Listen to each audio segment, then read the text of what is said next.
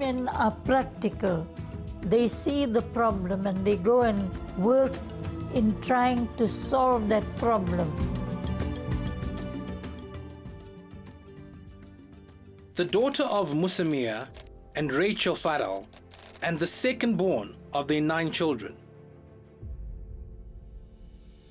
Fatima was educated at Durban Indian Girls High School and subsequently completed her bachelor's and master's degree in sociology at the University of Natal.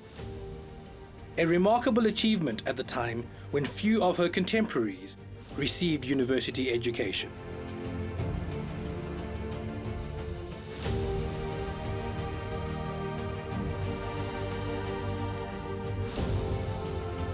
Fatima's political activism started early in 1944 when she was 16 years old and a student at Durban Indian Girls High School. She helped raise £1,000 for famine relief in Bengal. In 1946, Fatima, like thousands of Indian people, was swept up by the 1946 Indian Passive Resistance Campaign, which was the most dramatic show of militant anti-government action in South African history. Fatima established the Student Passive Resistance Committee to support the campaign, and this propelled her into the public eye. In 1949, Durban was shaken by the Durban riots. At the cessation of the riots, Fatima threw herself into community work to improve relations between the Indian and Zulu people in Durban. She became secretary of the League, and Bertha Mkhize, president of the African National Congress Women's League, became the chairperson. The League organized a creche and distributed milk in the poverty-stricken shanty towns of Kato Manor.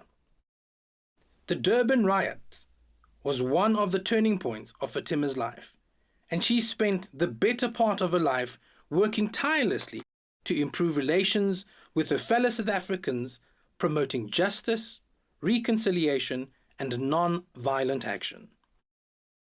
In 1950, Fatima Meer married her first cousin, Ismail Meer. During the 1970s, Fatima was one of the leading anti-apartheid voices in the country. At this time, even though she faced strong opposition from her family and Indian Congress colleagues, she began to embrace the Black consciousness ideology of the South African Student Organization led by Steve Biko. In 1975, Fatima Meer was served with another 5 years banning order for her outspoken opposition to apartheid. A year later, on the 19th of August 1976, her son Rashid was detained in the wake of the 1976 student revolt.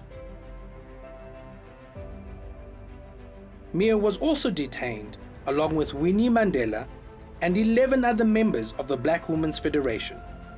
They were detained at the Johannesburg's notorious Fort Prison. Sections of a 6-month detainment without trial were served in solitary confinement.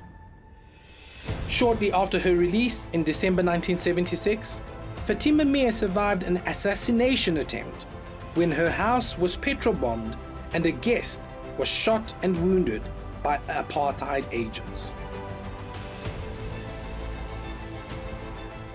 Fatima Meer, despite her banning orders and police harassment, established a number of learning institutes to uplift the African community.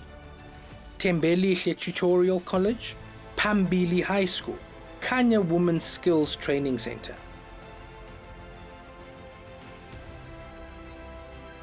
As a member of the staff of the University of Natal from 1956 to 1988, Fatima Meer acquired an international reputation. She produced over 40 books, some as author, some as editor, and some as publisher. From a marriage to Ismail Meer in 1951, 3 children were born, namely Shamin, Shehanaz, and Rashid, the latter of whom died tragically. Fatima Meer herself died on the 12th of March, 2010, at the age of 81.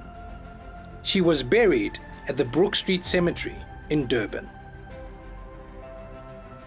in immersing herself in liberation politics, education, social work, poverty alleviation, and healthcare. Fatima has been an exemplary human being, propelled by her unequivocal faith in Islam to improve the lot of her fellow people. Her immense contribution to the underclasses, blacks, women, and the poor has played an important role in portraying Islam and Muslims positively in South Africa.